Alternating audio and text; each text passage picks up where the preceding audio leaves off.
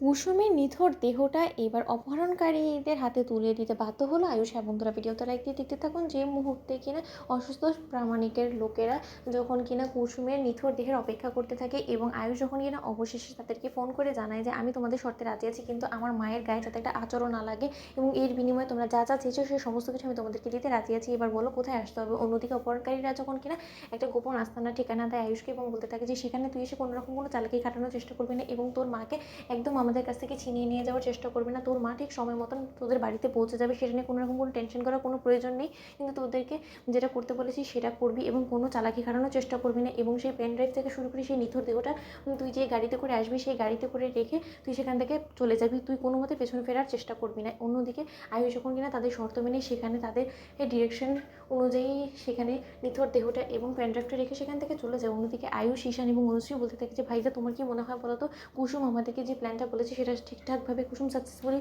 করে আসতে পারবে? আমার তো কুসুমকে নিয়ে বড্ড বেশি ভয় করছে, বেচারির জীবনটা আমরা বিপন্ন করে দিতে চলেছি। ওই অসুতোষ প্রমাণিক এবং ভেতরে কারা কারা আছে সেই সম্পর্কে তো আমাদের কোনো ধারণা নেই এবং এখনও পর্যন্ত তো মনিরও দেখা মিলছে না। আমরা কী করি বা ওদের উপরে বিশ্বাস করলাম, ব্ল্যাকমেলাররা আমাদের কাছ থেকে যা যা চাইলো আমরা তাদেরকে তাদের মন মতন সমস্ত কিছু তাদের কাছে হ্যান্ড ওভার করে দিলাম, কিন্তু এর বিনিময়ে শেষে গিয়ে যদি আমরাই ঠকে যে মনিকে যদি কোনো মতে আমরা না পাই তাহলে কি হবে ভেবে দেখেছো? ঠিক সেই সময় আয়ুষ যখন বলতে থাকে যে কুসুম যখন আছে আমার ওর উপর ভরসা আছে। অন্যদিকে যখন কিনা কুসুমের সেই নিথর দেহটাকে নিয়ে ইন্দ্রাণী গাঙ্গুলিকে যেখানে জিম্মি করে রাখা হয়েছে সেখানে নিয়ে যাওয়া হয় এবং ইন্দ্রাণী গাঙ্গুলির পায়ের কাছে যখন কিনা কুসুমের দেহটাকে রাখা হয়, ঠিক সেই সময় দেবরিনী এবং অসুতোষ প্রমাণিক হাসতে থাকে এবং বলতে থাকে যে অবশেষে একজনের লাশ এলো এবং আরেকজন জীবিত অবস্থায় বাড়ি ফিরবে।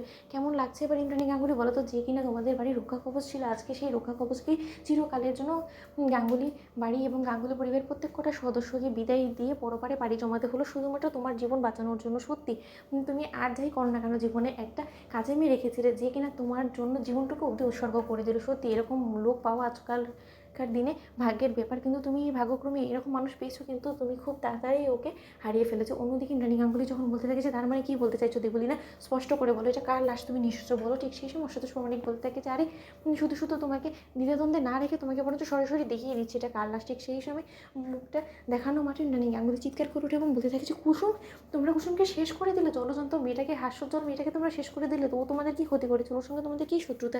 অন্যদিকে দেবলীনা যখন বলতে থাকে যে ওর সঙ্গে কী শত্রুতা, ওই তো রীতিমতো আমাদের সবথেকে বড় পথের কাঁটা। যতবার তোমাদের সর্বনাশ করার চেষ্টা করেছে ততবার এই মেয়েটা আমাদের পথের কাঁটা হয়ে দাঁড়িয়েছে, আমাদের প্রত্যেক কটা কাজে ব্যাঘাত ঘটিয়েছে। তাই ওকে শেষ না করা পর্যন্ত তো কোনো মতে আমরা সফলতা অর্জন করতে পারতাম না, তাই তো ওকে শেষ করতে বাধ্য হয়েছি। অন্যদিকে ইন্দ্রাণী গাঙ্গুলিকে যখন কিনা দেবলীনা বলতে থাকে যে এবার যে ইন্দ্রাণী গাঙ্গুলি তোমার উপরে চলে যাওয়ার পালা, কারণ তোমার পরিবারকে আমরা যতই কথা দিই না কেন কিন্তু তোমাকে তো কোনো মতে জীবিত অবস্থায় ফিরতে দেওয়া যাবে না। টাটা। তো বন্ধুরা লাইক এবং শেয়ার করে সাবস্ক্রাইব করতে ভুলো না।